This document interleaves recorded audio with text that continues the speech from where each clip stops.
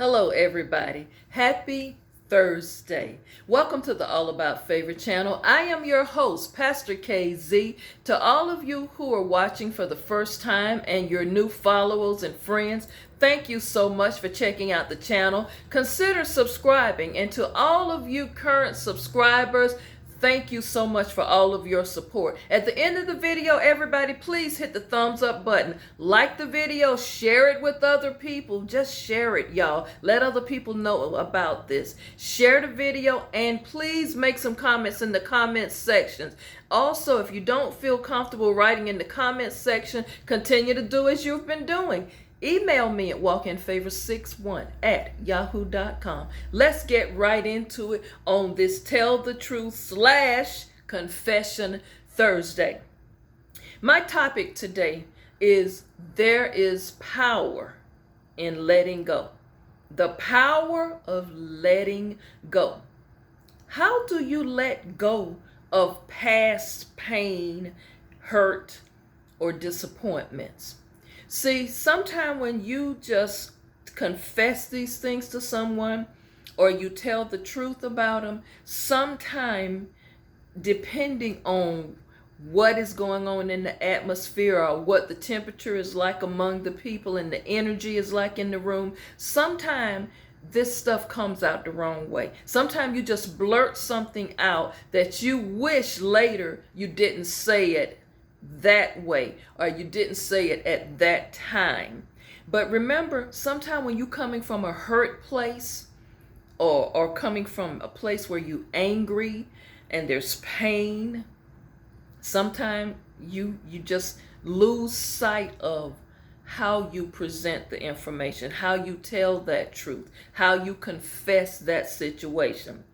One of the best things you can do is to tell yourself the truth. It starts with you first, because some of you are walking around in denial with a lot of things. So the power of letting go starts with you telling the truth, a truth to yourself that might not be something easy to swallow, but it is something that needs to be done. And also, you need to confess your actions.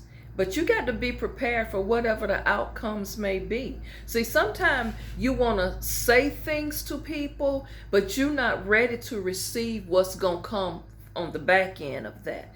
You've got to prepare yourself for this. And also, as I stated, I think a couple of months ago on one of my videos, when I said, some of you are searching for closure in letting go of something. You don't feel like you can let go because you have not found closure. Understand, you just might not get closure. Closure may not happen. Also, I want you to also understand, when someone comes to you with a confession or with a truth, however it may come out, now it's up to you how you respond to it. Let's get into this email that I received. Dear Pastor KZ, I finally got around to writing you. I am the real wife of your favorite bye boy work husband.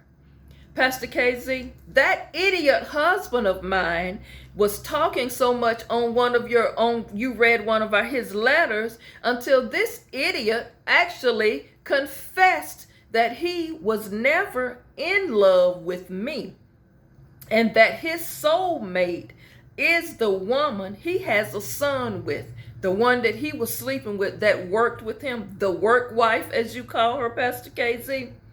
Now, after he said this to me, and after that incident went on with Christmas, with her coming to my house and stuff, and we having Christmas dinner, and she shows up with her sisters and this damn boy, you know, at first I thought I was doing what was best for the child involved, to not to have this adult conversation in front of a child. And my parents were there. It was just so much going on at that event, Christmas Day. Pastor KZ, I'm done. She says it, y'all. She says she's done. She says, I'm done. She says, I have been humiliated. I have been hurt. I have been embarrassed. The pain from this, I'm just done with your work husband. I'm done with your boy, Pastor KZ. You know, you said something last week on your video, one of your videos I watched, and you said if the kids are grown, it's no reason to stay. You are absolutely right, Pastor KZ. Our 3 daughters are grown. I am not in no way gonna sit around here and wait for visitations for the woman to drop off her little boy over to the house. Because every time I see that child, I know it would be a reminder to me that my husband cheated on me. And this man admitted to me, he's not in love with me. He only sees me as a, what did you call it the other week? A karmic soulmate or a companion soulmate. I'm not trying to do that. I'm still young enough. I haven't had my 60th birthday yet, and I'm moving on. I'm just done. Wow. Y'all, I told y'all this was going to happen. Boy, didn't I tell you she was going to be sick of you? Didn't I tell you this? First you lied and say you went back home to try to work on your marriage because your wife is a good woman, blah, blah, blah, blah. Then you gonna confess that the work wife is your soulmate, you think. But remember, I told you, you can only have a soulmate. That work 2 ways. The woman don't want you, boy. You around here with hopes that you can wine and dine and get this woman to fall in love with you. She don't feel you like that, boy. Your wife is done. All about favorite fam. What say you to this? Didn't I say this would happen?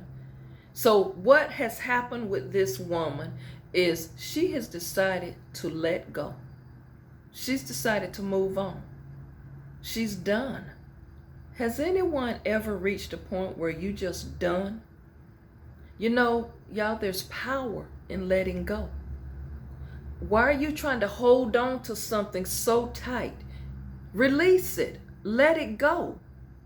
Did you not know you sitting around praying for something and praying for somebody to love you and to want you? And you praying for something. I remember something. Let me share something with you. I remember one time I was just going through it with a relationship I was in. Praying about it. And one morning about 4 o'clock in the morning, my grandmother, God rest her soul, called my phone. And I was sitting up in my living room, and I picked up the phone, and she says, "You go to bed." I said, "Well, I'm just up. I'm just praying about us." And she said, "Baby, I'm going to say this to you. It's going to hurt you, but I'm going to tell you the truth. God has already answered your prayer. You praying for God to show you what to do, and Lord, just if this marriage is for me, if this relationship is for me, God, show me." Baby, he keeps showing you over and over that this is not the man for you. Release him, let it go, and move on, because baby, it's power when you let go. Reestablish yourself, get recentered, and get refocused, and move on, so that the real person God has for you can come. Right now, he's just a hindering. He's a stumbling block. He's an obstacle. So I'm saying to you, thank you, first of all, for writing me this email. There is power. I bet you feel so much power just releasing him, letting go, because you just was staying in something over and over again, and he finally told you the truth. You know what? You're right. There's no reason to stay. When someone doesn't want you, y'all, you can't make nobody love you. You can't, I don't care what you do. You cannot buy love. You can't do enough to make somebody have feelings for you.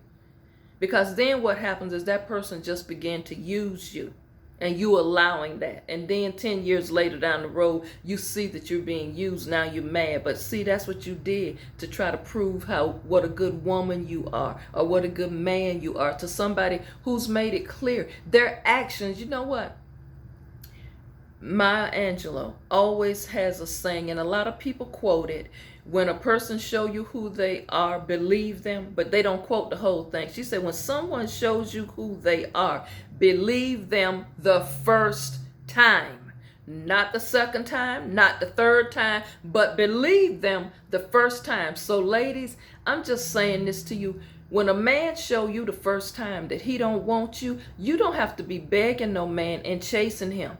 That you already out of character chasing one. Because men are predators by themselves. They are the hunters. They supposed to look for you. You don't supposed to be running around trying to chase them and impress them and beg them to love you.